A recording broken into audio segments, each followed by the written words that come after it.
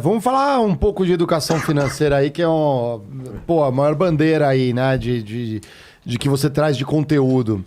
Você acha que a gente deveria ter as premissas já sendo trabalhadas na educação básica aqui no país? Eu acho que ajudaria, com certeza. Mas aí tem que ver também como é que vai ser essa aula, pô. Porque muitas vezes o professor não tem condição de dar aula, ele teria que ser treinado antes. Se a gente for pegar dentro do país, e tá saindo um monte de manchete agora, a gente tá batendo alguns dos níveis mais altos de endividamento da nossa história, né? Dentro do Plano Real, por exemplo. Sim. Então 70% das famílias estão endividadas. Então é muito mais fácil o professor também precisar de aula. Sim. Do que só o aluno. O buraco é bem mais embaixo. Mas seria muito bom se a gente já tivesse alguma base, pelo menos para, sabe, ver um orçamento doméstico, entender princípios mesmo. Ó, se você ganha tanto, você tem que dar um jeito de não gastar mais do que você ganha. Então seria uma gestão que é aquilo que a dona de casa faz, né? A dona de casa que ela entende pelo menos um pouquinho de dinheiro, né? Porque hoje, infelizmente, o comum é você ter dívida. Mas a gente está confundindo o que virou comum como se fosse o normal. E não é normal. O normal seria as pessoas gastarem menos do que elas ganham e fazerem poupança para começar a investir esse dinheiro. Só que até um ponto que a gente volta para a inflação.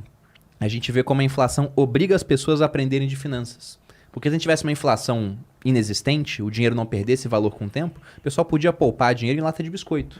Agora, se a pessoa faz isso hoje, 10 anos depois, esse dinheiro, por mais que ela tenha poupado, ela tenha aberto mão de consumir no presente para ter mais no futuro, tá valendo menos. Deixou na poupança também. Não, e é impressionante como a inflação no país coloca uma bola de ferro no pé de quem é assalariado ganha menos no país, né? Porque proporcionalmente o impacto na renda é absurdamente grande, né?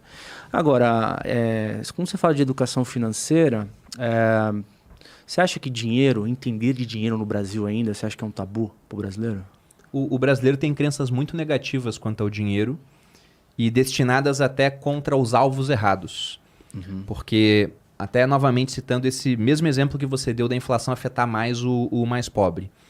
Quantas vezes não vimos sair na mídia aí que na pandemia os ricos ficaram mais ricos e os pobres ficaram mais pobres? O pessoal fala, isso é um absurdo, né? Tá, então vamos pegar o exemplo da inflação. Inflação, a gente pode entender, para a escola austríaca é a consequência, mas para algumas outras é simplesmente o que ela é, como uma alta generalizada dos preços. Tudo subindo de preço. É o pão subindo de preço, é o feijão, é a gasolina, são os imóveis, são os ativos financeiros. Então, uma alta generalizada. Se tudo sobe de preço, eu, por exemplo, que hoje, felizmente, tenho uma condição financeira boa, eu vou ter que gastar mais para comer. Só que o que eu gasto com comida é 5% do que eu ganho no mês. Quase tudo eu vou investir. Aí quando eu invisto, o terreno que eu comprei está valendo mais. A criptomoeda que eu comprei está valendo mais em reais, porque o real vale menos agora. As ações estão valendo mais no geral. Fundo imobiliário está valendo mais também.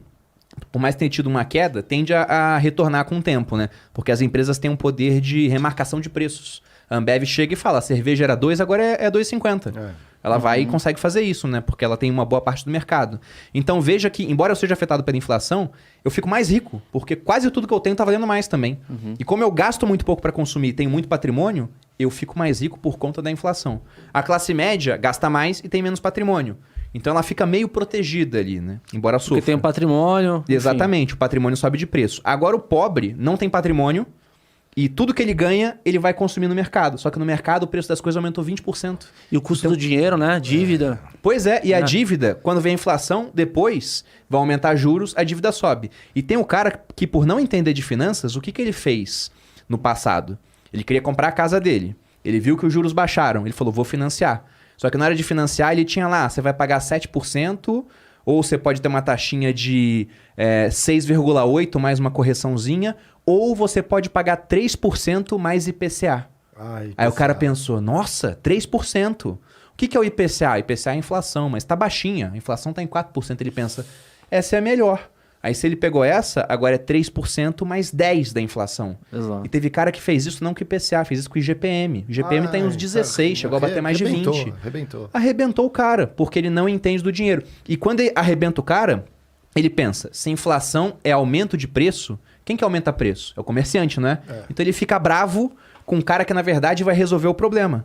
Porque quanto mais gente produzindo, é mais oferta de bens e serviços. Quanto mais oferta, menor tende a ser os preços, pô. Pela competição vai ficando menor. É fácil ele vender, né? O ativo, às vezes, fazer dinheiro. Né? E o pessoal não vê que a inflação afeta também até a percepção das pessoas, que elas veem assim, alguém fala, vamos privatizar alguma coisa, ou deixa as empresas aéreas venderem a bagagem à parte, que vai ficar mais barata a passagem. Aí passa 3 anos, o cara fala, ficou mais caro. É lógico, a inflação vai deixar tudo mais caro. Não vai ficar mais barato. A inflação vai fazer os preços aumentarem. Pô. Na verdade, o seu dissídio vai ser, teoricamente, reajustado também. Ou, com azar, você não vai ter reajuste, você vai ficar mais pobre indiretamente. Você pensa que vai ficar a mesma coisa, mas não vai, né? E é engraçado, cara, esse negócio da educação financeira, porque a gente está falando primeiro simplesmente da gestão financeira de um cara deixar de ser deficitário para ser superavitário. Começa por aí, né? Você acabou de falar de inflação, não é claro na cabeça das pessoas ter dimensão do valor do dinheiro, porque falta muito, muito mais. As pessoas não têm o básico. Sentou nessa cadeira aí, há 2 semanas atrás, o Preto Zezé, que é o presidente da CUFA, falou, cara, de vez em quando vem aqui na favela alguém me oferecer um projeto de educação financeira, a pessoa não tem renda. Então não adianta chegar aqui, para mim, propor um projeto de educação financeira, sendo que as pessoas não têm por que aprender ainda, porque não tem renda, entendeu? Então, assim, eu acho que a educação financeira é o futuro, mas eu acho que o problema do Brasil é que antes da financeira tem a educação, que não é boa. Também tem isso. A educação financeira é uma extensão da educação. Se o cara não sabe fazer conta, se o cara não... exatamente. Se o cara Exato. não tem educação, Não, mas é que assim, não tem o que aprender porque não tem ainda renda. Entendeu? Não tem, o cara não tem... Para ele o que vale ali, ele tá buscando um prato de comida. Não, então, entendo, mas do outro lado, eu acho que existe uma coisa muito importante, até mencionando o que o Bruno falou no começo. Na faculdade também aprendi isso. O meu professor na faculdade falava exatamente isso. A faculdade, a Facamp que eu fiz, era para você aprender a aprender. Então, às vezes, a educação financeira, por mais que ela não tenha um impacto real, imediato, ela vai abrir tantas portas para quem está aprendendo, de pensar com uma maneira diferente, falar assim, entendi, que eu acho que isso seria benéfico. Agora, se a gente tem, óbvio, um elo de onde a educação ainda não chegou, aí é complicado.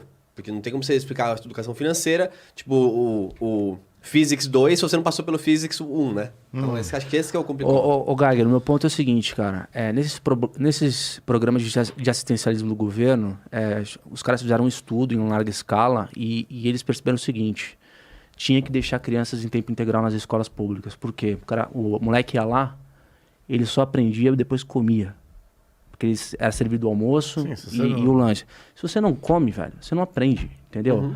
E quando a gente fala do problema real do Brasil, a gente tá falando disso, cara. A gente tá falando de pessoas que realmente estão na base da pirâmide e que, assim, tudo bem, a gente não tô eximindo aqui a pauta da educação financeira, eu tô falando que existem coisas anteriores. Concordo, só que, por exemplo, você não acha que só não tô, pelo amor de Deus, não queria atrelar o assistencialismo, que é importante, não nesse nível, a algo, a uma prova ou algum teste, alguma performance. Mas imagina, por exemplo, que você fizesse o assistencialismo, tipo, R$1.000. Eu vou te dar R$1.000, só que se você cumprir essas 4 horas de educação para a sua vida. Tipo um Watch to Earn. O governo coloca lá R$1.000 em uma plataforma que você só vai adquirir ela depois que você consumir 4 horas de conteúdo. Mas eles fazem isso já. Não. Condiciona. O programa do Bolsa Família, eles condicionam a bolsa para a mãe, a matrícula de todos os filhos na escola, entendeu? Que é a educação, que é a base da educação. Por isso, estamos trabalhando no primeiro elo da equação para chegar na educação financeira.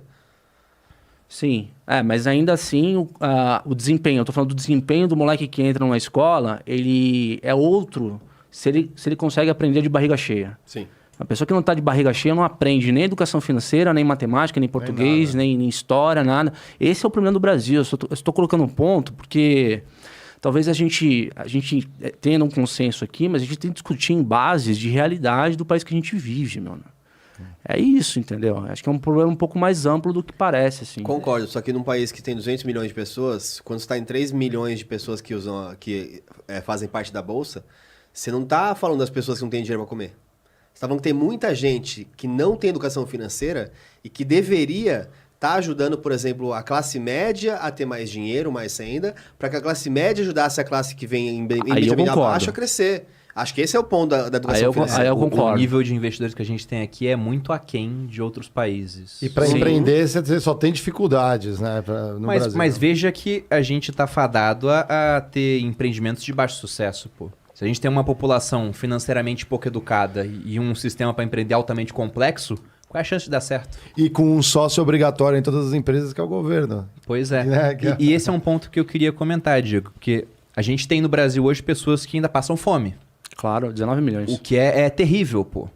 E aí, o meu questionamento que fica é, se tem gente passando fome, por que a gente está cobrando imposto sobre o preço da comida? A gente está impondo o custo da estrutura estatal sobre aquele cara que é menos capaz de aguentar esse custo. Não, e uma carga tributária sobre o consumo ali completamente desigual para quem ainda está na base, né, cara? Eu vou dar um exemplo aqui, pensando até em questão de renda e de emprego, arredondando números, né? Porque o salário mínimo é mais alto do que isso. Mas vamos supor que vocês quisessem contratar alguém aqui no Flow só para, sei lá, fazer uma coisa muito básica ao longo do mês. Não sei, fazer uma faxina no banheiro de maneira fixa. E aí você quer pagar um salário de R$1.000 para essa pessoa, né? Considerando que seria o mínimo. Só que para pagar 1.000, a gente sabe que, olha, vai ter uma série de outras imposições aqui. Separar dinheiro para o 13º, férias, FGTS, INSS. Então, todo esse custo fica aí, depende, varia de como a empresa funciona, né? Algumas vão ter um custo maior, outras menor, se for do Simples, etc. Mas é quase o dobro muitas vezes. Então vamos colocar aí que fica 2.000. Só que ninguém faz caridade. Você quer que essa pessoa trabalhe para você produzindo mais do que ela custa. Nesse caso do banheiro não dá para dar um exemplo muito bom, mas se fosse um vendedor, você vai pagar 1.000 para esse cara, mas vai provisionar 2.000, você sabe que ele tem que te dar mais de 2.000 de retorno. 2.000. Claro. E empresas do Simples Nacional, por exemplo, elas são tributadas sobre a receita. Tem aquele negócio, quero pagar muito imposto porque quer dizer que eu estou ganhando dinheiro. Se você for uma empresa do Simples, não. Se você faturou 100.000, mas gastou 110.000, teve prejuízo, vai pagar imposto sobre 100.000 do mesmo jeito. Então vamos supor que o imposto fosse de 20%. Você tem que fazer esse cara vender 2.500, tira os 20%, 500 vai para o governo, sobra os 2.000, que é o que ele te custa, para ele receber 1.000. Só que quando ele vai consumir dos R$1.000, né? Ele não vai investir, só ganha 1.000, pô. Ele vai consumir tudo. Aí ele vai consumir carne. Qual é o imposto na carne? Uns 30 e poucos %. Ele vai consumir água mineral, porque não tem saneamento básico onde ele mora.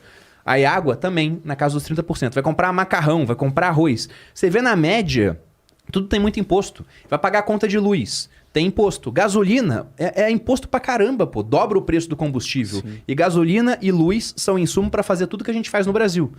Então veja como a gente encarece o preço de tudo e quem arca com esse custo, principalmente, é o pobre. Porque a gente consegue pagar tranquilo esse custo. A gente tem dinheiro, pô. Agora o pobre, ele ganha pouco, ele paga caro em tudo que ele vai fazer, não sobra nada para ele investir e se proteger da inflação e os preços estão subindo ano após ano. Então a gente está condenando da maneira que o sistema tributário funciona hoje no Brasil, o pobre a ficar cada vez mais pobre. E o rico, ele aprende a trabalhar com o dinheiro e ele começa a se safar da inflação. Sim. Legal.